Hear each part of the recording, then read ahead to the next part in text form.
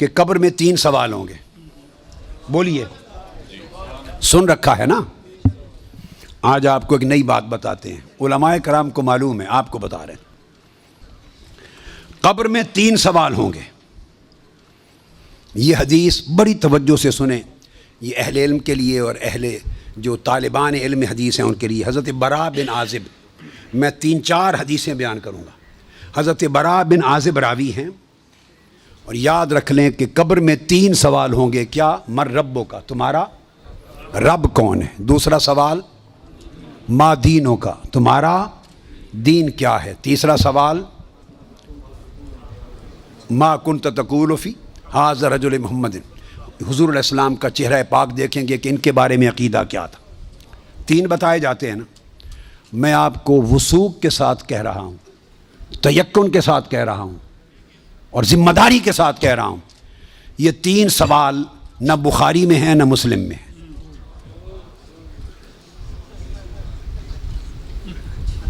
یہ 3 سوال نہ صحیح بخاری میں ہیں.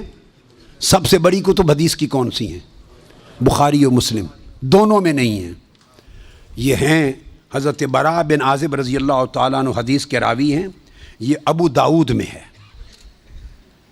اور دیگر کتب میں ہیں جو صحیح بخاری مسلم کے بعد نچلے درجے کی کتابیں ان کے بعد. تو سنن ابی داؤد میں ہے، مسند احمد بن حنبل میں ہے. اس میں فرمایا کہ جب آپ میت کو دفنا دیتے ہیں اور اس کے بعد پھر فرشتے آتے ہیں، میں مختصر کر رہا ہوں تاکہ زیادہ چیزیں بیان ہو سکیں. وہ آ کے پوچھتے ہیں یا ھذا مر ربک، اے بول تمہارا رب کون ہے. ما دینک، تمہارا دین کیا ہے. وما نبیک، اور تمہارا نبی کون ہے. پھر آگے جو مسلمان مومن ہے وہ جواب دیتا ہے. یہ حدیث براء بن عازب راوی ہیں اور دیگر کتب سے ہے، مگر میں آپ کو بتا رہا ہوں نہ بخاری میں نہ مسلم میں، ان سے نچلے درجے کی کتب حدیث صحاح میں اور دیگر کتب میں ہیں. سمجھ گئے بات؟ اس کا حوالہ دے دیا میں نے آپ کو. اب آپ آ جائیے بخاری اور مسلم کیا کہتی ہے. صحیح بخاری اور صحیح مسلم وہ بتاتی ہے کہ قبر میں ایک ہی سوال ہوگا. میں 3 سوال مانتا ہوں، میرے بارے میں کوئی نیا عقیدہ نہ سمجھ لیں اپنا. میں 3 مانتا ہوں، مگر میں بتا رہا ہوں کہ یہ 3 سوال نہ صحیح بخاری میں ہیں نہ مسلم میں ہیں. صحیحین سے نچلے درجے کی کتابوں میں ہیں، سنن ابی داؤد اور دیگر کتب میں. امام بخاری نے 3 سوالوں کی روایت نہیں بیان کی. امام مسلم نے 3 سوالوں کی حدیث کو روایت نہیں کیا. وہ کیا کہتے ہیں؟ امام بخاری اور امام مسلم سے بڑا امام تو حدیث میں کوئی نہیں. بولیے. وہ کہتے ہیں ایک ہی سوال ہوگا.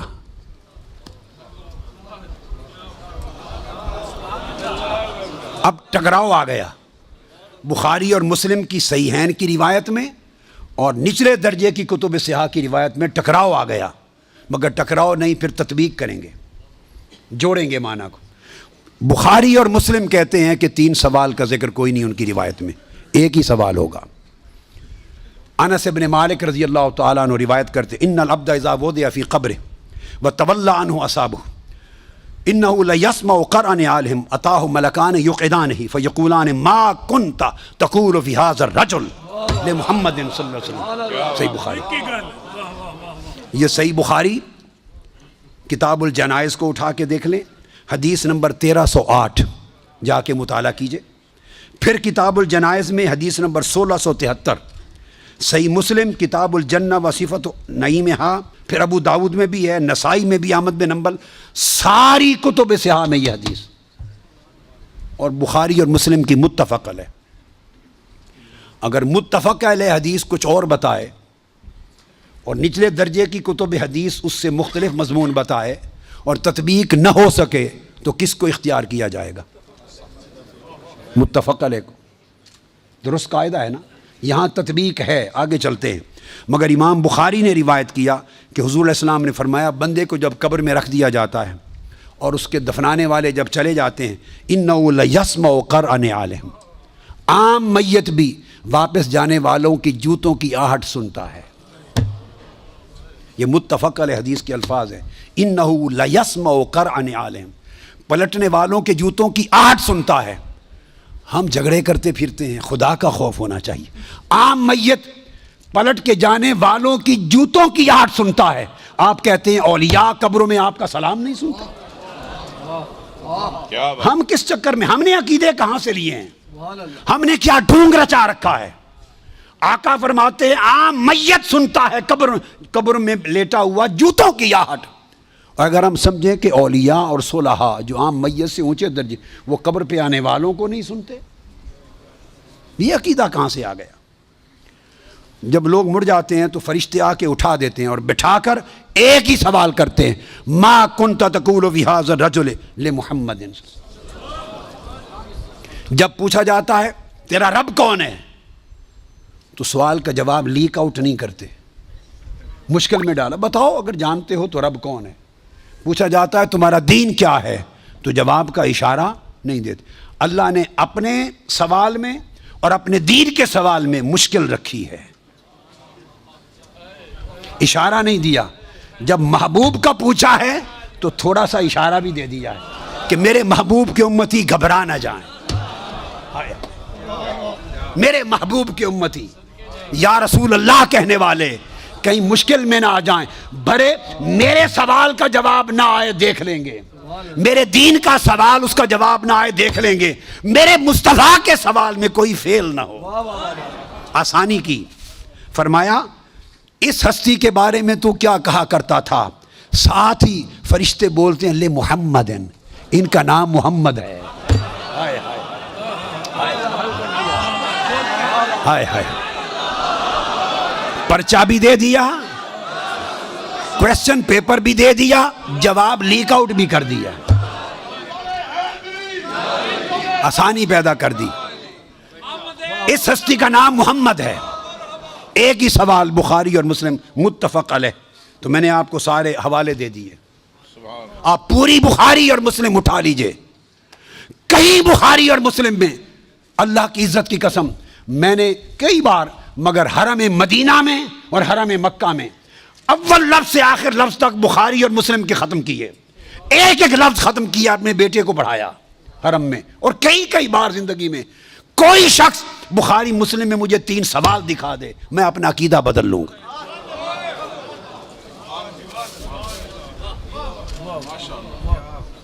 بخاری اور مسلم ایک ہی سوال بتاتی ہے, اس ہستی کے بارے میں کیا کہا کرتا تھا اور ان کا نام محمد ہے صلی اللہ علیہ وسلم. اب ایک نقطہ اور دیکھیے, وہاں سادہ سوال ہے تمہارا رب کون ہے, تمہارا دین کیا ہے, مگر جب یہ سوال ایک ہی ہے, اس میں پوچھا ما کنت تقول, کانا یکون جب مضارع پر آتا ہے تو ماضی استمراری کا فائدہ دیتا ہے.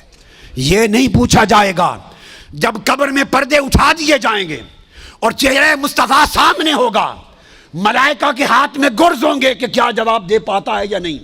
جب چہرہ مصطفیٰ سامنے ہوگا تو ہر بھولے ہوئے کو بھی سبق یاد آ جائے گا, پتہ چل جائے گا یہ تو مصطفیٰ ہے. چونکہ شان آشکار ہو جائے گی تو فرمایا یہ نہیں پوچھنا کہ ان کے بارے میں عقیدہ کیا ہے, یہ نہیں پوچھنا. فرشتوں پوچھنا ما کنت تقول, جب تقریر کرتا تھا جامع مسجد میں منبر رسول پر تو تب کیا کہتا تھا,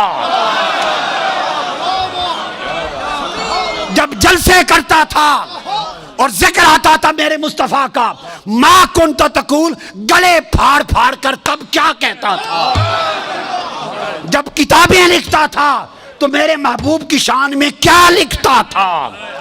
یہ نہ بتا کہ آج لے ان کی پناہ, آج مدد مانگ ان سے, کل نہ مانیں گے, قیامت کو اگر مان گیا.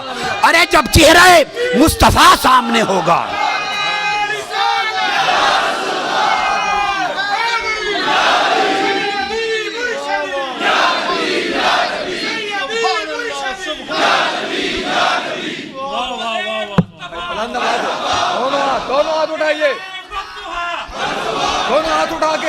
دونوں ہاتھ اٹھا کے سیدی و مرشدی, ارے سیدی و مرشدی.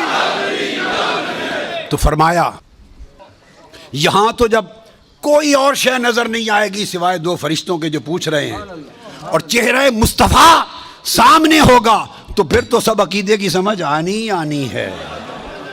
پھر کیسے انکار کرو گے؟ پھر تو سب سیدھے ہو جائیں گے.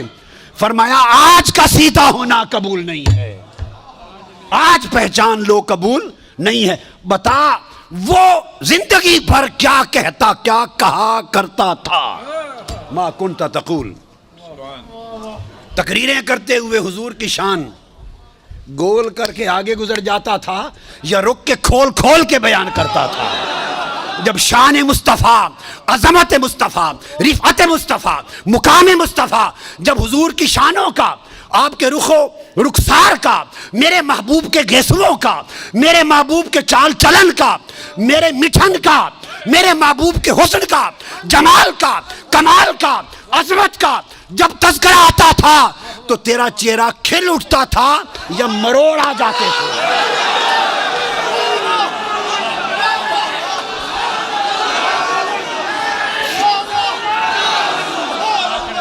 جب میرے محبوب کی نعت پڑھی جاتی تھی, جب میرے محبوب کی نعت پڑھی جاتی تھی, جب میرے محبوب کی عظمت کے تذکرے ہوتے تھے, اس وقت تیرے چہرے کا رنگ کیسا ہوتا تھا؟ کھلتا تھا یا پیلا ہو جاتا تھا؟ اور جب خطاب کرتا تھا حضور کی شان میں, ایسے دو چار جملے بول کے گزر جاتا تھا یا ساری رات اسی پر لگا دیتا تھا؟ ما کنت تقول فی حق ھذا الرجل لمحمد, بول کیا کہا کرتا تھا؟ کیا خوبصورت. وہ عقیدہ پوچھا جائے گا جو اس دنیا میں رہا. تو فرمایا پھر مومن بتائیں گے کہ یہ حضور ہیں, اور باقیوں کو تعریف. یہ متفق علیہ حدیث بخاری مسلم کی. امام بخاری مسلم کا عقیدہ یہ ہے کہ ایک ہی سوال ہوگا, فرشتے کہیں گے چھوڑے باقی گلاں نوں, اے دس اس سونے دے بارے چ کی آکھنا ہوں دنیا چ, وہ باقی تبلیغاں تیریاں سن لواں گے, وہ ساری تبلیغاں, تیری تقریراں, تیری تبلیغاں, تیری کتاباں, تیرے مدرسے سارے دیکھے جان گے. پہلے دس اس سونے دے بارے چ کی آکھنا. ما کنت تقول فی حق ھذا الرجل لمحمد.